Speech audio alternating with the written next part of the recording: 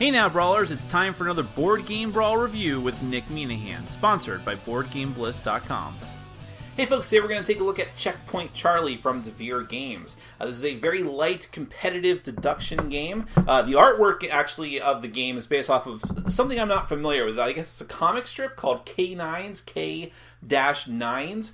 I'm not sure exactly what it is. A cursory Google search didn't really reveal much. But the name of the game and the theme of the game, sort of, is based off of a real thing. And that is a checkpoint in the Berlin Wall where people would travel from to and from East and West Berlin. And the Allied forces called it Checkpoint Charlie. Now, in the game itself, you are anthropomorphic dogs. Go from real world, sudden sharp veering into fiction. And you are investigators. And you're trying to determine who is the chief of spies amongst all the different potential suspects coming through Checkpoint Charlie. And you're going to determine that via clues. Now, you know what one of the clues is, like one of the characteristics of these, they're anthropomorphic cat suspects coming through the wall. But your opponents know some of the other clues. And there may, depending on the number of players, there might be some other random clues that might come out. But you need to put all this information together in order to make an educated guess as to who the actual chief of spies is, or potentially one of his assistants if you can't get to that guess in time. Let me show you a brief look at the game, because it is a brief game. Then we're going to come back. I'll let you know what I think.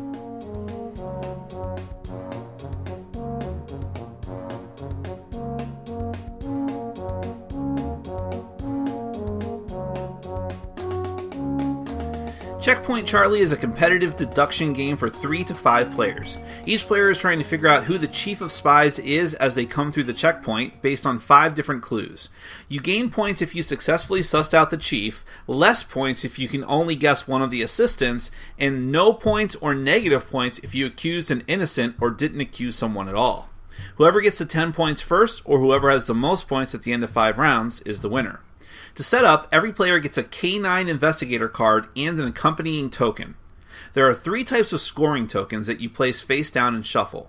Gold tokens can be worth 3, 4, or 5 points, white tokens can be worth 1 or 2 points, and the black tokens are 0 or negative 1 points. For the first round of play, the start player is random. In subsequent rounds, it's whoever captured the chief of spies in the previous round. At the start of each round, put the 5 clue tokens in the cloth bag, mix them around, and have each player draw 1 from the bag without showing anyone else. If there are less than 5 players, leave the remaining 1 or 2 clues in the bag. Each clue token has a front and a back. They're either hat or no hat, sweater or coat, orange fur or gray fur, newspaper or no newspaper, and sunglasses or no sunglasses. Each player will choose one side of the token and place it with that face up under their character card. Therefore, everyone will have one piece of information about the chief of spies that they know is true, but they must suss out the rest of the clues. If you have 5 players, shuffle the 32 cards that make up the suspect deck. Each card has a suspect with a certain combination of the 5 traits on the clue tokens.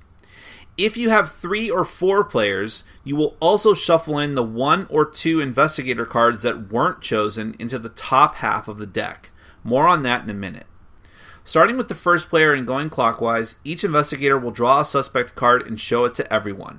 If that suspect has a trait that matches your hidden clue, you will leave it face up in the center of the table without saying anything.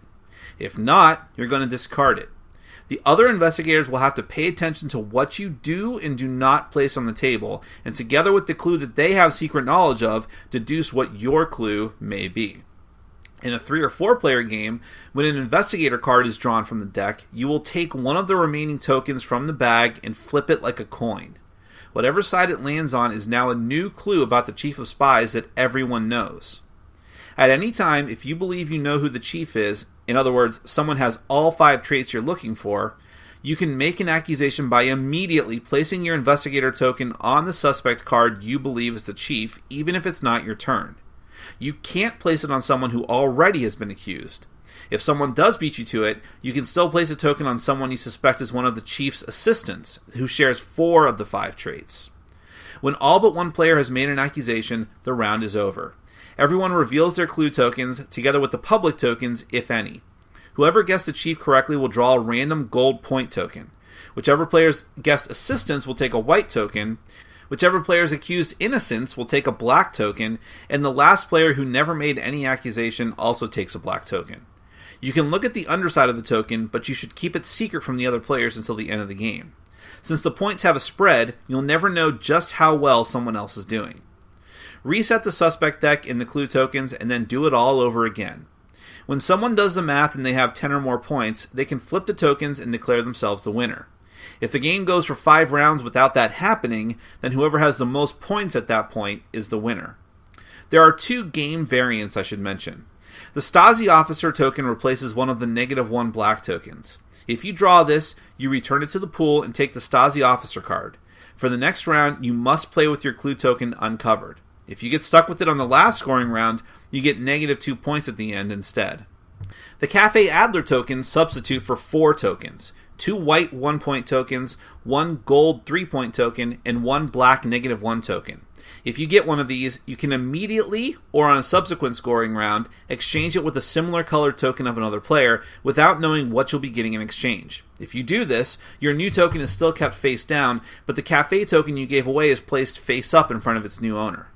And that is Checkpoint Charlie.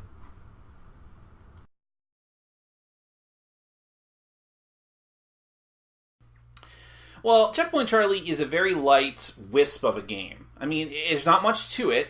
It definitely falls into the realm of filler, and even on the lighter end of that.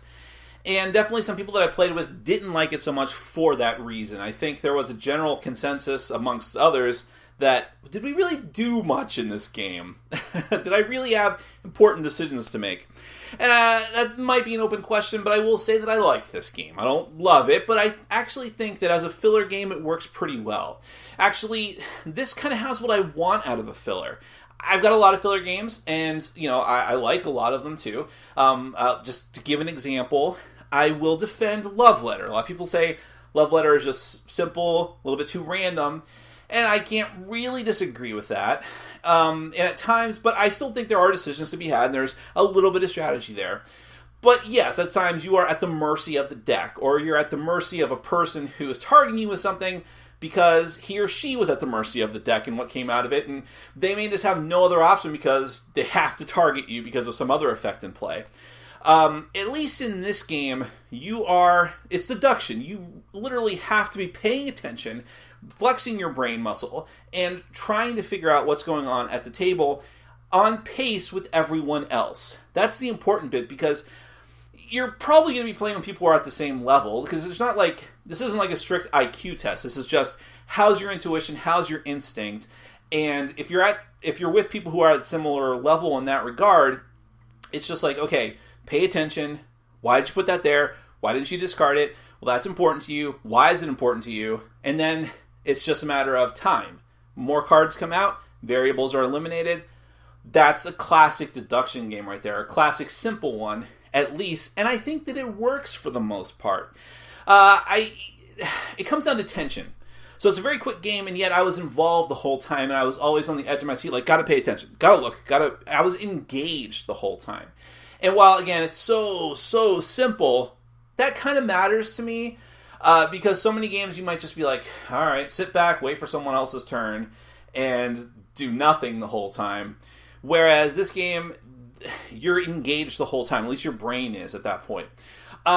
And so I like that aspect of it. Now, I will say, probably the biggest fault of the game is what happens in the end game of a round, which is to say, it gets to that point where there is officially enough information out on the table for someone to make a good, strong guess as to an accusation as to who the chief of spies is.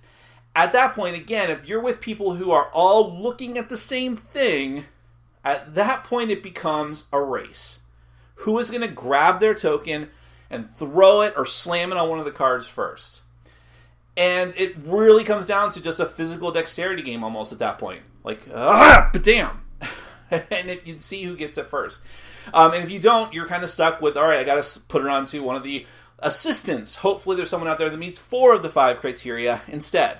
So that's a bit weird, because then it becomes a different type of game, at least very briefly.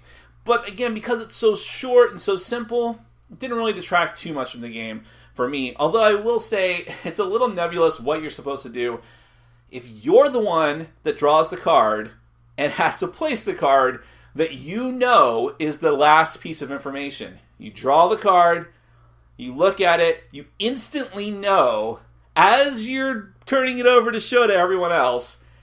And I have to admit, in one of the situations, I saw that and I'm like, I put the card down and immediately slammed my token on it.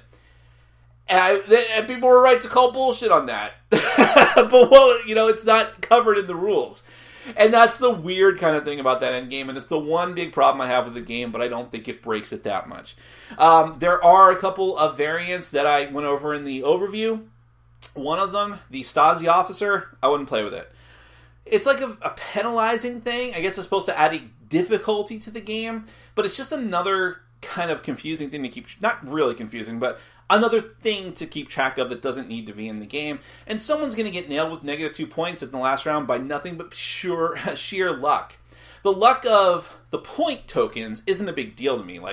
I like that. I like that you can't strictly guess what someone has. You never know if they have a 1 or a 2 token, or if they have a 0 or a -1 token, or whatever. But with the Stasi officer, most likely someone's just going to get nailed with it, especially depending on the number of players. If there's a lot of players, someone will probably get stuck with it. Well, actually, no, that's not true. If 2 to 3 players get stuck with the black tokens, there's a possibility they won't, but someone might. And I just think it doesn't help the game that much. The cafe tokens are more interesting, and I think I might actually play with those from now on, because that's just a matter of, I got lucky and got one of these.